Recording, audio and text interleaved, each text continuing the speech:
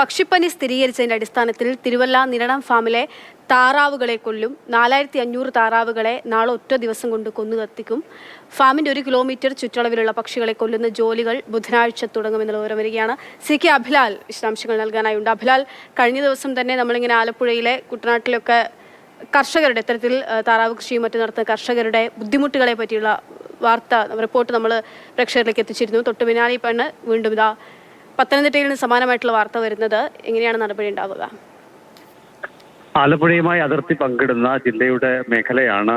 അവിടെയാണ് നിരണം സർക്കാർ ഫാം പ്രവർത്തിക്കുന്നത്. അവിടുത്തെ ഏറെക്കുറെ 4500ഓളം വരുന്ന താറാവുകളെ ഒറ്റ ദിവസം കൊണ്ട് കൊന്ന് കത്തിക്കാനാണ് നിലവിൽ തീരുമാനമെടുത്തിട്ടുള്ളത്. അതോടൊപ്പം തന്നെ ആ മേഖല എന്നുള്ളത് താറാവ് കർഷകർ ഏറെയുള്ള പ്രദേശമാണ്. ഫാമിനോട് ചേർന്ന 1 കിലോമീറ്റർ ചുറ്റളവിലുള്ള മുഴുവൻ പക്ഷികളെയും കൊന്ന് കത്തിക്കാനാണ് നിലവിൽ തീരുമാനമെടുത്തിട്ടുള്ളത്. തദ്ദേശ സ്വയംഭരണ സ്ഥാപനം എന്നുള്ള നിലയിൽ നിരണം ഗ്രാമപഞ്ചായത്തായിരിക്കും ഇതിന് നേതൃത്വം നൽകുക.